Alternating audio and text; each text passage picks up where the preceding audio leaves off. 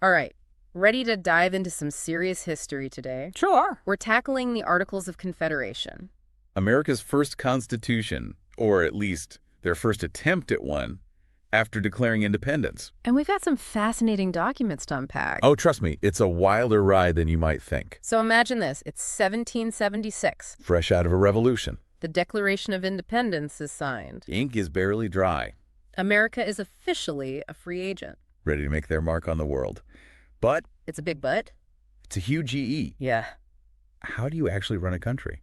That is the question, isn't it? It's one thing to declare independence. It's another entirely to actually, govern. Right. You can't just declare independence and expect everything to magically fall into place. Exactly. And let's not forget, these were people who had just fought a war to escape the clutches of a powerful king.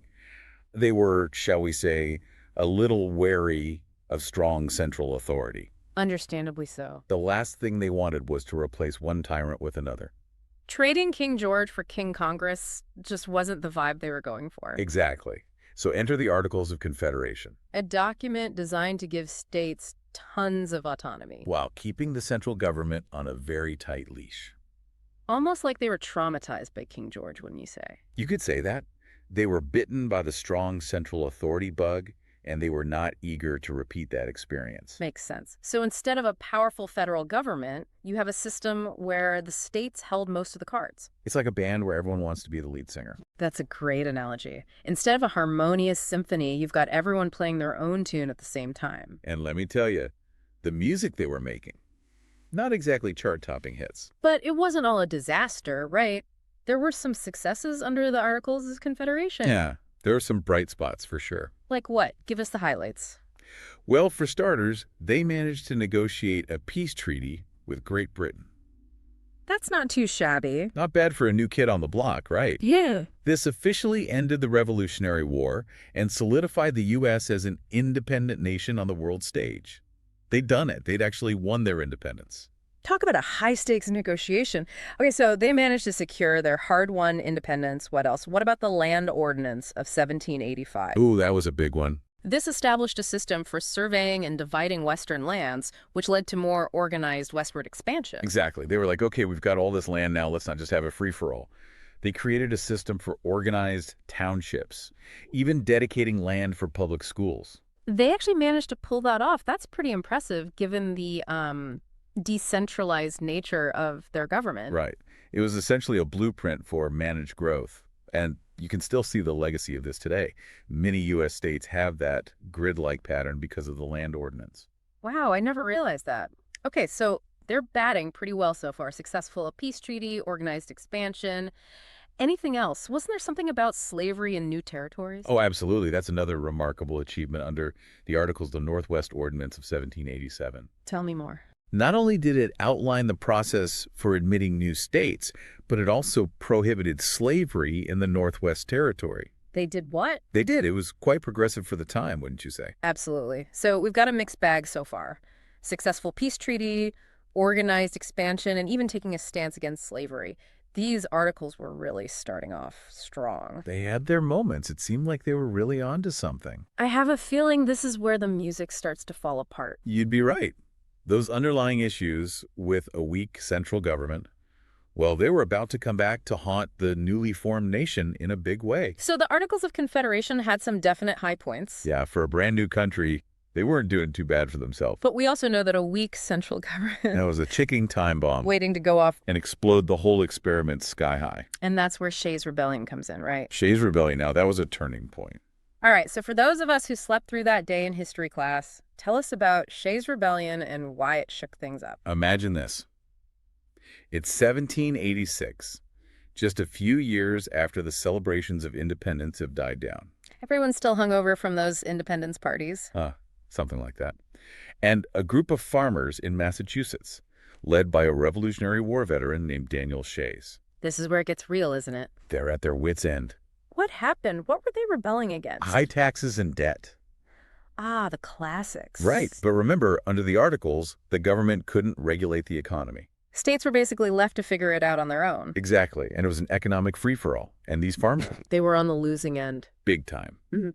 Many of them were facing the very real possibility of losing their farms, their livelihoods. So after fighting for freedom, they're stuck in a system that feels stacked against them. That's how they saw it, for sure. I can see why they were frustrated. Absolutely.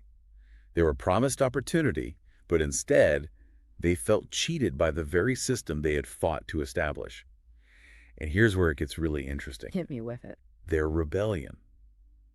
While it was sparked by these local grievances, in Massachusetts, Right, farmers are fed up. it ended up revealing a fundamental flaw in the Articles.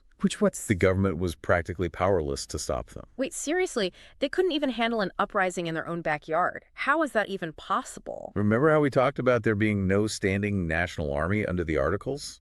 Oh, right, because they were so afraid of a strong central authority. Exactly. The government had to rely on individual states to provide soldiers. And many states were like, that sounds like a you problem. It's like trying to put out a fire with a bunch of garden hoses, each pointed in a different direction. That's a great way to put it. No wonder it caused such a stir. This wasn't just a local uprising. Oh, It was a symptom of a much larger problem. I bet that was a major wake-up call for everyone involved. Oh, you better believe it. The fragility of the young nation was laid bare. Talk about an uh-oh moment. Right. Here they were, just a few years into their grand experiment with independence, and they were already teetering on the brink of chaos. So what happens next? Do they just sweep this whole Shays Rebellion thing under the rug and pretend it never happened? They wish. Shays' Rebellion forced them to confront a difficult truth. What's that? A government too weak to quell an internal uprising. It's not really a government at all. You got it. They had some serious thinking to do. So Shays' Rebellion really threw a wrench into the whole Articles of Confederation experiment. Yeah, it kind of exposed the shortcomings of their states are in charge approach. They managed to secure independence, make some progress with westward expansion, B step. but couldn't even keep the peace within their own borders. Not a great look for a brand new country trying to prove it can govern itself, right? No, not really. So what happens next? They realize this whole Articles of Confederation thing isn't working. It needed a serious upgrade, to say the least. Hence the Constitutional Convention, right? That's right. Time to go back to the drawing board. But didn't they have, wildly different ideas about how to move forward? Oh, absolutely. Yeah. You think arguing about politics on Twitter is bad today? Imagine a room full of brilliant, opinionated founding fathers, all convinced they had the perfect solution for this fledgling nation. Talk about a recipe for a heated debate. So how did they go from that chaotic starting point to the Constitution, a document that's, guided the U.S. for centuries? Well, they knew failure wasn't an option. They had a shared sense of urgency. The stakes were incredibly high. There were compromises, let me tell you, lots of compromises.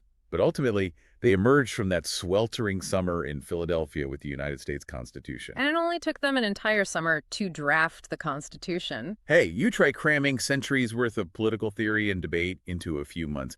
And on top of that, it was hot. No air conditioning back then. Fair enough. So what were some of the key changes? It wasn't just about a stronger central government, was it? It was about finding a balance, right? Like a delicate recipe with just the right amount of federal power mixed with the autonomy of individual states. They created a system with 3 distinct branches, legislative, executive, and judicial, each with its own powers and responsibility.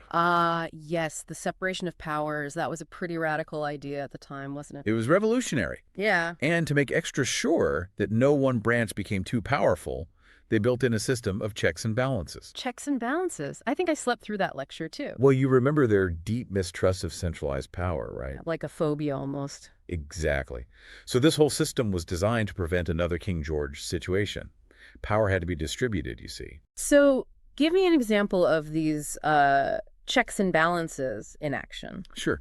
So let's say the president wants to, pass a crazy law. Congress can be like, nope, we're vetoing that bad boy. But then the president can be all like, actually, I'm overriding your veto. But then Congress can come back with a supermajority vote and be like, sorry, Mr. President, the people have spoken. It's like they were playing 3D chess with their government, anticipating every possible move and countermove. That's a great way to put it. And, it wasn't a perfect system, and many of the debates for that hot summer in Philadelphia are still going on today, believe me.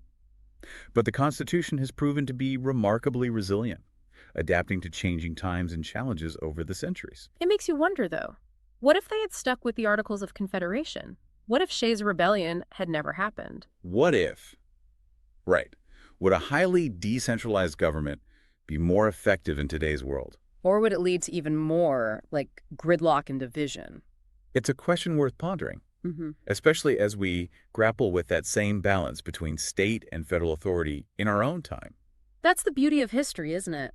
It's not just about memorizing dates and names. It's about understanding those choices, the challenges, and how those decisions continue to shape the world we live in. Absolutely. And who knows, maybe this deep dive into the Articles of Confederation will inspire you to do some exploring of your own.